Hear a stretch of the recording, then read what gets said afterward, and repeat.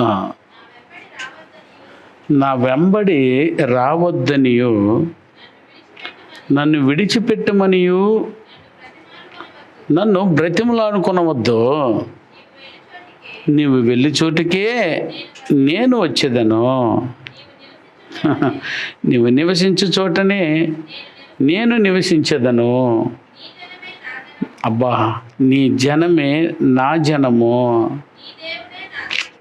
నీ దేవుడే నా దేవుడు.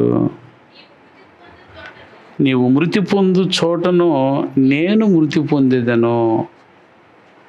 అక్కడనే పాతి పెట్టబడేదను. మరణము తప్ప మరి ఏదైనాను నిన్ను నన్ను ప్రత్యేకించినడలా యెహోవా నాకు ఎంతో కీడైనను చేయునుగాక.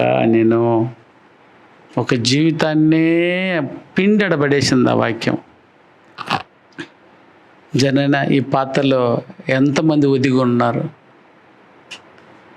ప్రతి ఒక్కరు కోడలి పాత్రకు రాక తప్పదు. స్త్రీ ప్రతి ఒక్కరు తల్లి పాత్రకు రాక తప్పదు. ప్రతి ఒక్కరు అక్క పాత్రకు రాక తప్పదు. వదిని పాత్రకు రాక తప్పదు. చూసారా, ప్రతి పాత్రలో దేవుడు ఇచ్చిన ఒక క్రమం ఏముంది. ఎట్ట బతకమన్నాడు నిన్ను, నీకేమి బాధ్యత ఇచ్చి ఉన్నాడో ఆ బాధ్యతను తెలుసుకొని బ్రతుకుతున్నటువంటి అపూర్వమైనటువంటి భార్య, లేదా సరే అపూర్వమైనటువంటి కోడలు, అద్భుతమైన కోడలు రూతు. చూసారా, ఈ పాఠమే తెలియకుండా అటాకే కోడలు ఓర్ప. ఆ పాఠం బాధ్యత ఏది తెలియదు నాయన అట్లకే.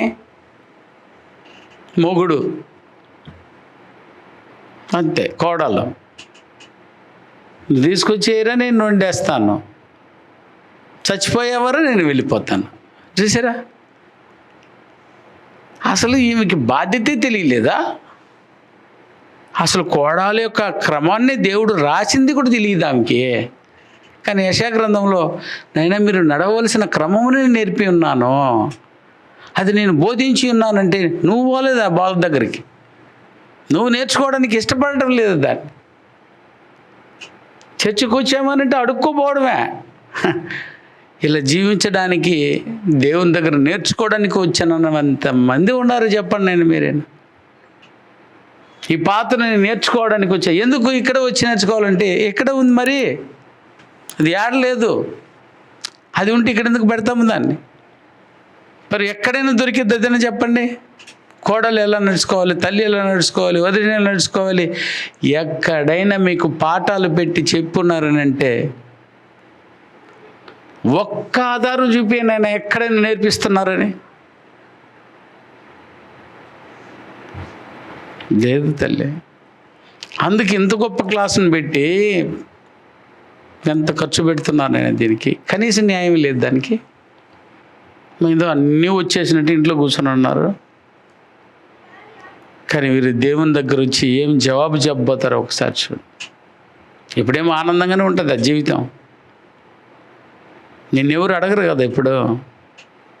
వండేసేసి కూర్చొని ఉండు ఖాళీగా, కనేసేసి ఓయమ్మ అయిపోయింది. చూసారా, బిడ్డను గణంగానే ఓయమ్మ దేవుడు వద్దు నాకు అంటే అదే జీవితం అన్నట్టు ఒక పాత్రది. 6 నెలలు మెడికల్ లీవ్ కూడా ఇస్తారా? 6 నెలలు అయిన తర్వాత నోరు మూసుకొని డ్యూటీకి రా అంటారు. దానికి డ్యూటీకి వెళ్ళిపోవాలి 6 నెలలకల్లా. జాను పొట్టను కాపాడుకునే దానికి 6 నెలలకి నువ్వు డ్యూటీకి వెళ్ళిపోతే ఇది జీవితాంతం దేవుని దగ్గర ఉండిపోయే బ్రతుక్కి నీ దగ్గర లేదేం తల్లి? ఒకసారి ఆలోచించేయండి, ఎంత దూరంలో ఉన్నాం మనము. నిజంగా మీరు ఇచ్చిపెట్టిన వాళ్ళే, కనీసం ఇది నేర్చుకోవడానికైనా వచ్చినారు.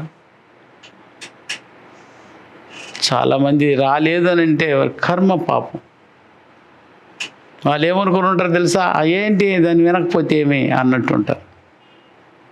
కానీ దేవుడు ఆ రోజు నేను నేర్పించాను క్రమాన్ని అంటే మాకెవరు నేర్పిలే స్వామి ఆయన అన్నారనంటే నోటి మీద వాద పెడతాడు ఆ రోజు. అందుకని జాగ్రత్తగా మీరైనా వినండి, నాకు చాలు. మీరు 10 మంది కాదు 5 మంది విన్నా కూడా నాకు ఆనందం. ఎందుకంటే పాఠం అయితే చెప్పబడింది, సంఘములో ఆ రోజు చెప్పబడింది అన్న దానికి సాక్ష్యము ఈ బిల్డింగే. మీరు కూర్చున్న కుర్చీలే, ఈ ఉన్న ఈ దారుబందరాలే, ఉన్న ఈ రాళ్ళే దేవుని ఎదుట కేకలు వేసి నిజాన్ని చెప్పగలుగుతారు.